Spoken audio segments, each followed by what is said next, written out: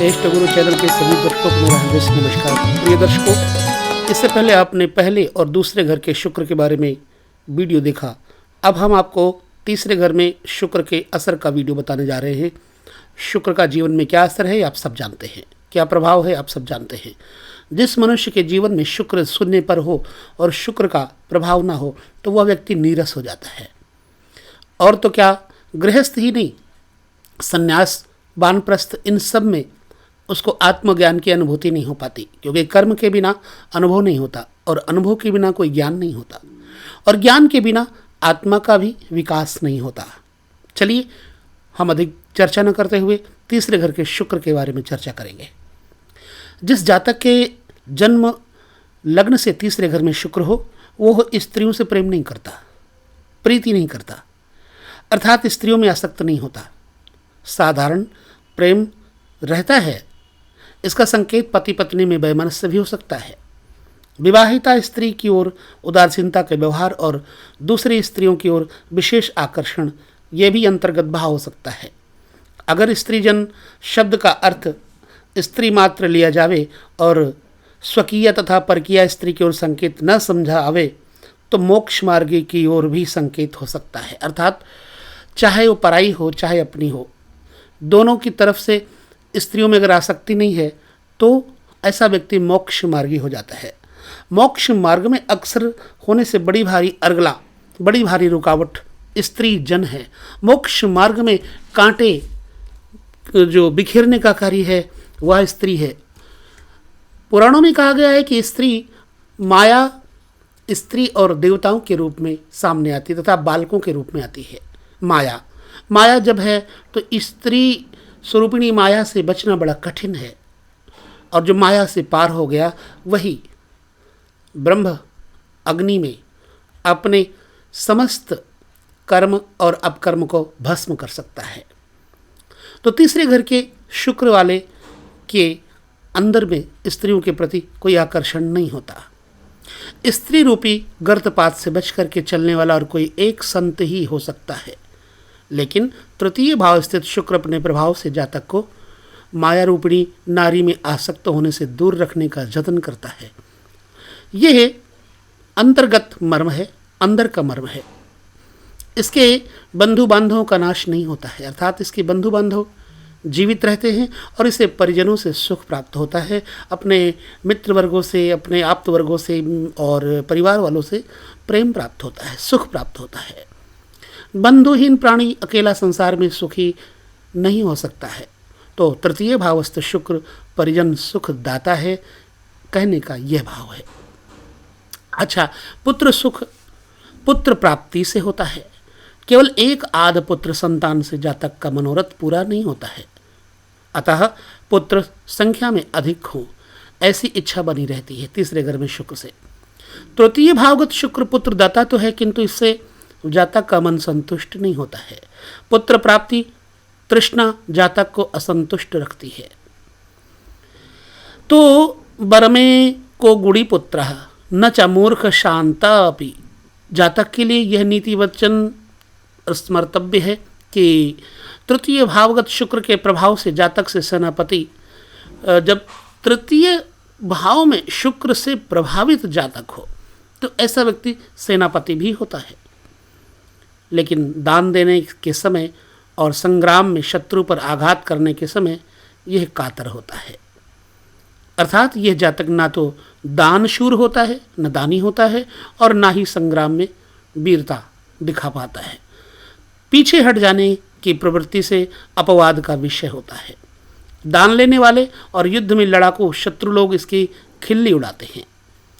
जीवनाथ महाराज ने तीसरे घर के शुक्र के ऊपर अपनी बात कही है कि गते भ्रातु स्थानम जनुसी यदि शुक्रे तनुभृता मति प्रीति शश्वत कमल वदनायाम सुत सुखे। जिस मनुष्य के जन्म समय में शुक्र तृतीय भाव में हो उसे कमलमुखी सुंदरी स्त्रियों में निरंतर अत्यंत प्रेम होता है। पूर्ण पुत्र सुख होने पर भी तृप्ति नहीं होती है। पूर्ण धनदान में कृपणता होती है, यानी दान नहीं कर सकता। वह रणस्थल में न सेनाधीश होता है और न शूर ही होता है। तो जीवनाथ के इस टिप्पणी के अनुसार तृतीय भावस्थ शुक्र के प्रभाव से जातक भ्रमरवत, कमल नयनियों और शिरीष पुष्पवत सुकुमार देह वाली स्त्रियों के इर्द गिर्द ही नितांत घूमता रहता है। इनके चक्कर से बाहर होना इसके लिए अत्यंत कठिन होता है, ऐसा टिप्पणी जीवनाथ ने की है। बराह मिहिर जी ने भी तीसरे घर के शुक्र के ऊपर टिप्पणी की है कि तृतीय कृपण, वराह मिहिर कहते हैं धन के सदुपयोग में जातक कृपण होता है, यानी दानी नहीं होता, दानशूर नहीं होता। इसी पर पराशर जी लिखते हैं शत्रु वृद्धिम धनक्षयम, यानी शत्रु बढ़ते हैं और धन कम हो जाता है। एक टिप्पणी वशिष्ठ जी ने भी किया है। महाराज वशिष्ठ क्या कहते हैं कि सुविनीत वेशम सौख्यम, वेश साधारण होता है और ये सुखी होता है। गर्गाचार्य जी ने भी टिप्पणी की है तीसरे घर के शुक्र के ऊपर कि सहज स्थान गतो दत्ते गौरांगी भगिनीम भृगु अशीतिनाथो भृगुनंदना, मतलब इसकी बहनें बहुत होती हैं, भाई 3 होते हैं, साथ में क्रूर ग्रह होंगे तो उनसे भाई बहनों की मृत्यु का भय होता है। और इसकी बहन गोरी होती है। इसका परिवार 80 लोगों का होता है, ऐसा गर्गाचार्य ने लिखा है। अच्छा, कल्याण वर्मा की टिप्पणी देखिए तीसरे घर के शुक्र पर क्या कहते हैं कि सुख धन सहितम शुक्रो दुश्चिक्के स्त्रीजितम तथा कृपणम जनयति मंदोत्साहम सौभाग्य परिच्छिन्न दादितम। यह सुखी धनी कृपण तथा स्त्री के वशीभूत होता है, उत्साह कम होता है, कल्याण वर्मा ने कहा।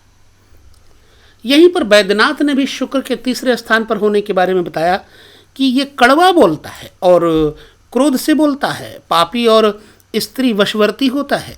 तीसरे और छठे में शुक्र हो तो रोगकारक और भयकारी होता है, लेकिन सूर्य के आगे हो तो इन्हीं स्थानों में शुभ फल देता है। इसी पर बृहद यवन जातक ने भी टिप्पणी की है तीसरे घर के शुक्र के ऊपर कि देखिए सहोदर बंधुओं से घिरा रहता है, काम में शीघ्र गति होती है, उत्साह संपन्न, अपने लोगों को बंधन से छुड़ाने वाला और माननीय होता है। 29वें वर्ष में धन लाभ होता है तीसरे घर के शुक्र से। अब इन्होंने अच्छी टिप्पणी कर दी। इसी पर हम ढूंढी राज महाराज के ज्योतिष को देखते हैं कि उन्होंने क्या टिप्पणी की है। वो कहते हैं कृशांगयष्टि कृपणो दुरात्मा द्रव्येण हीनो मदनानुतप्तः, मतलब जातक दुर्बल शरीर, कंजूस, दुष्ट, निर्धन, कामुक, सज्जनों को अनिष्ट करने वाला और इसकी चेष्टाएं बहुत बुरी होती हैं। मान सागर ने इसी पर टिप्पणी दी है कि सहज मंदिर वर्तिनी भार्गवे प्रचुर मोहयुतो भगिनी युताः, इसे मोह बहुत होता है, इसकी बहनें होती हैं, इसे आँखों के रोग होते हैं, ये धनी तथा मधुरभाषी होता है और अच्छे कपड़े पहनता है। महाराज जयदेव ने भी अपनी टिप्पणी दी। क्या टिप्पणी दी? कहते ये दुबला, दुष्ट और कंजूस होता है, निर्धन तथा मंद होता है, कामाग्नि और अनिष्ट कार्य करने वाला होता है, इसकी चेष्टाएं बुरी होती हैं। अब जब इन्होंने कहा तो काशीनाथ जी ने भी तीसरे घर के शुक्र के ऊपर क्या टिप्पणी की, आइए देखते हैं। कहते ये धन धान्य तथा पुत्रों से युक्त, निरोग, राजभोजित तथा प्रतापी होता है। अब मंत्रेश्वर की ज्योतिष में तीसरे घर का शुक्र क्या असर करता है, यह टिप्पणी देखिए।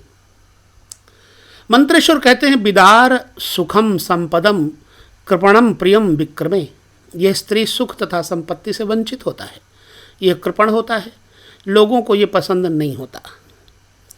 इसी पर जागेश्वर ने भी अपनी टिप्पणी कर दी।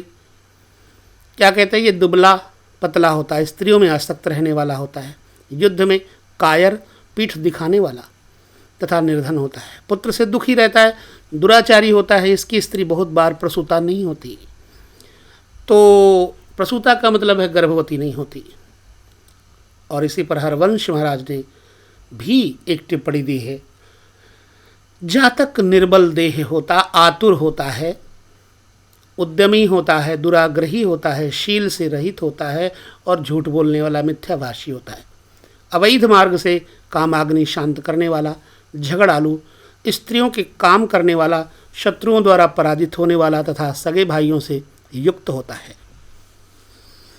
चलिए भृगु सूत्र क्या कहता है, भृगु सूत्र भी यही कहता है कि अति लुब्धा दाक्षिण्यवान भ्रातृवृद्धि संकल्प सिद्धि पश्चात सहोदरा भावः।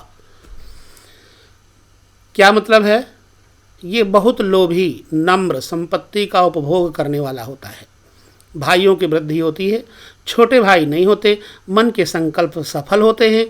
तृतीयेश बलवान उच्च में, स्वगृह में हो तो भाइयों की वृद्धि होती है। अशुभ स्थान में वह पाप ग्रह से युक्त हो तो भाइयों की मृत्यु होती है। चलिए, ये सब रहे प्राचीन ज्योतिषी मनीषी जिनके विचार आपके सामने हमने दिए। अब वर्तमान के पाश्चात्य ज्योतिष मत के अनुसार क्या है तीसरे घर का शुक्र? पाश्चात्य मत कहता है कि इसे बंधु, मित्र, पड़ोसी आदि से अच्छी मदद मिलती है, पढ़ने की रुचि होती है, कलाओं का ज्ञाता, भाषा शास्त्रज्ञ, कवि, गायक या चित्रकार होता है।